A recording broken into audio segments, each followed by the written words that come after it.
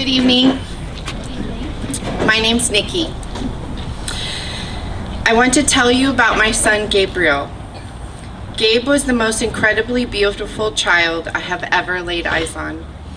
I'm sure every mother thinks this of their own children, but Gabe was special. He would light up a room when he entered, flashing his perfect, charming smile. Gabe resembled a young Clint Eastwood, I'm often told. He made friends instantly wherever he went, often rooting for the underdog and paying special attention to the quiet ones in the corner. It was important for him that no one feel left out. He had an artistic talent like none other, winning awards and inspiring many. His athletic ability was unmatched, scaling the steepest mountains, jumping rocks, jumping in rivers flawlessly from 20 feet up.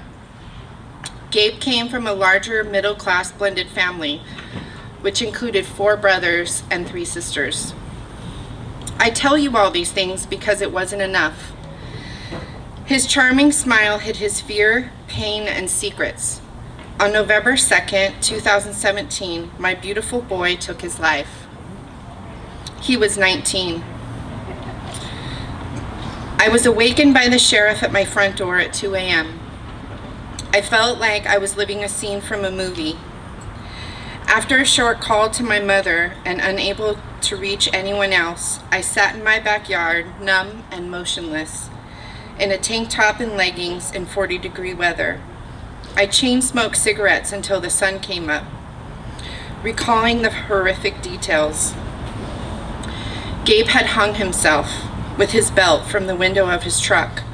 He lifted his legs off the ground.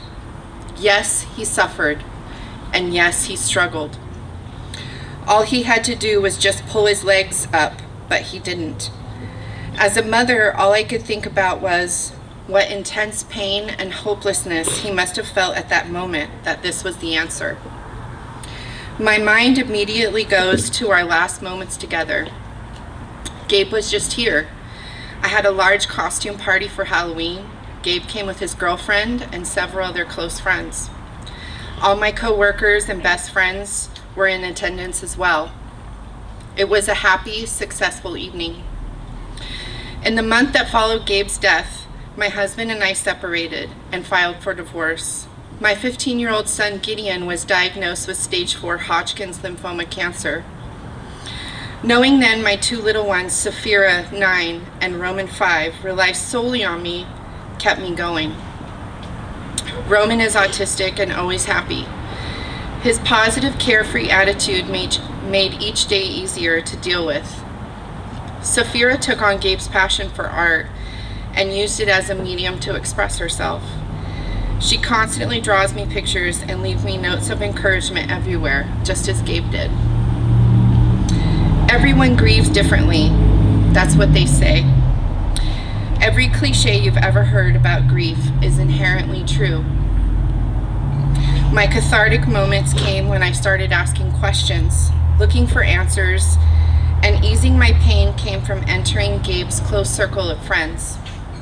They all embraced me. We shared stories through tears and laughter, pictures, text messages, screenshots, and the like. Slowly, everything was coming to light. I remember a deep conversation I had with Gabe while walking through his garden a month prior to his death. His best friend had called me to come calm him down because he was extremely upset. His friend told me he had a fight with his father and his girlfriend earlier that day. He also confided in his best friend that he was gay. I reassured Gabe my love for him was unconditional, no matter who he loves or who he was. Gabe's fear of being accepted by his family and friends was only compounded by his father's legalistic conservative Baptist upbringing. His stepbrother recalled a conversation the 3 of them had during a morning Bible study after reading some passages. Gabe posed the hypothetical question, "Dad, what would you do if I was gay?" His answer was, "I would disown you and not invite you over for Christmas." I learned that Gabe's first sexual experience was with a man. He lived with his girlfriend and kept his gay life secret.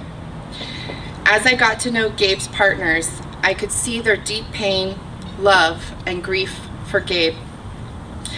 The more they shared, the more I could understand Gabe's torment in his mind, struggling with having to live inside a proper box and wanting to live his best life, free, unashamed, and no secrets.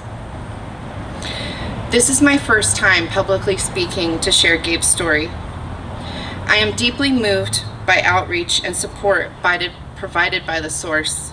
I would encourage you to partner with them. Outreach and visibility to the community makes such a difference. Thank you.